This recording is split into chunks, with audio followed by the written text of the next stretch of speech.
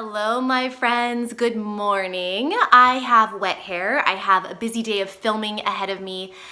But I thought while I'm waiting for my hair to dry, I want to show you a little bit behind the scenes of Dr. Bri and my latest project, and also tell you a little hint about morning routines, morning rituals. Truly, how you start your day is how you live your day. I am a firm believer in that, and I have a really great tip that helps me start my day right. Not always, but most days. So let me first share with you my kind of behind the scenes and like what my filming area actually looks like these days. Okay, so behind you can see the new studio setup. It's so nice. We have a little cat in the background, of course, as per usual, but my huge gorilla mat, you guys know I love that. We have our new studio set up for my Overcome Pelvic Pain for Women program, which is coming up.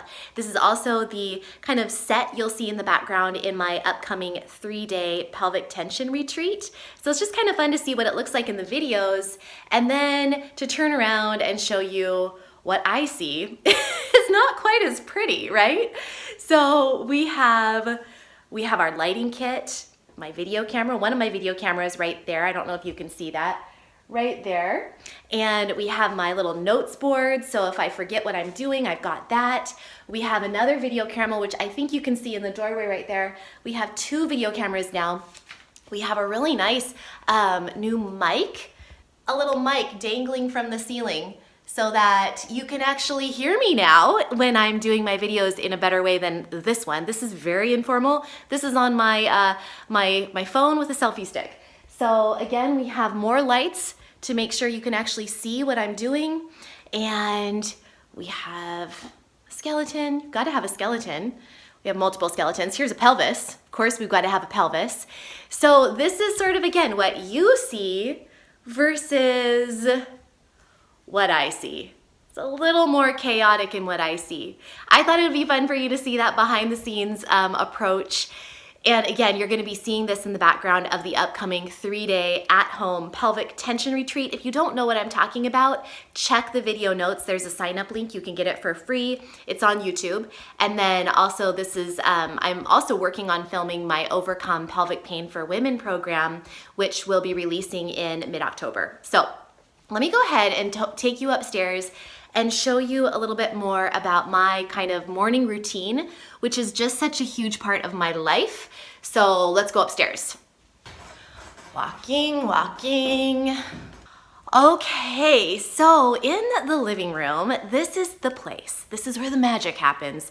Every morning I come down and I have a trick that has helped me keep my habit of meditation and movement every morning. And again, this doesn't happen, I'm not perfect, it doesn't happen every morning, but my day is so much better when I actually take the time to do my meditation and my movement. And it's not a long meditation, it's not a lot of movement.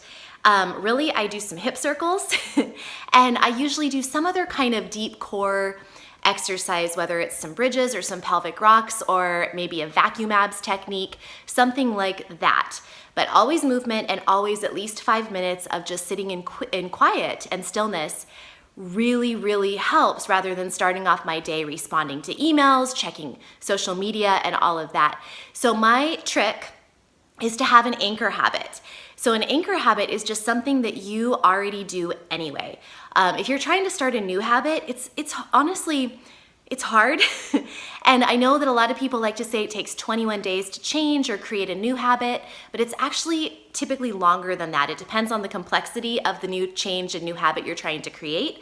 But research has shown it takes anywhere from 20 some odd days up to 120, I believe it is. But the average is around 67 days to make a new habit actually stick in your body and brain so that it's just rote, like it's just something that you do without thinking.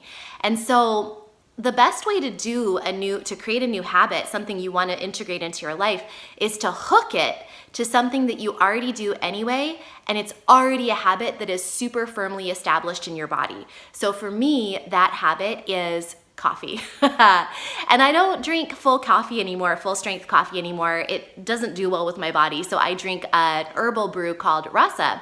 And what I do is it takes 15 minutes to brew in my French press, 10 to 15 minutes. So because of that, because having my morning hot drink is already a habit, and for you, maybe it's your coffee, maybe it's your hot tea, maybe it's whatever, but if you have some kind of morning habit like that, rather than brewing your coffee and checking social media, or brewing your coffee or tea and running like a chicken with your head cut off to get your day started and to take your shower and do all that, consider getting up a little earlier in the morning, brewing your coffee or tea, and while it is brewing or while the tea is steeping, take that time, because you're already doing it anyway. That's a habit for you that's already established anyway. That's when you can do your morning routine, whatever it is for you. Again, for me, I do my hip circles every day, and I usually do something else for my core, and then I do at least 5 minutes of just meditation. And I do that right here. I have this little setup that never leaves. I have my meditation cushion, and then I have, well, that leaves. It's my French press, tea, coffee, whatever it is. I brew it. I let it sit in my French press for 10 or 15 minutes. I come over here to my little meditation area. I do whatever movement I'm gonna do, and then I sit down on that cushion and I wait for my tea to brew. And I'm waiting anyway. It's like I don't have anything else to do anyway because it's brewing. And so I do my meditation and I do my movement. And then as soon as I'm done, I have a reward. So it's like a built-in reward system. I get to have my delicious, warm morning beverage. So all of that is so great because it starts my day off on a calm note.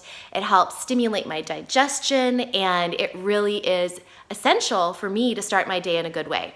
If you don't have an anchor habit, or if you are trying to create a new habit, such as a morning routine, I highly recommend thinking of what could be your anchor habit. Like I said, coffee, tea, some kind of morning drink is something that a lot of people do anyway, so that's why I brought it up to you.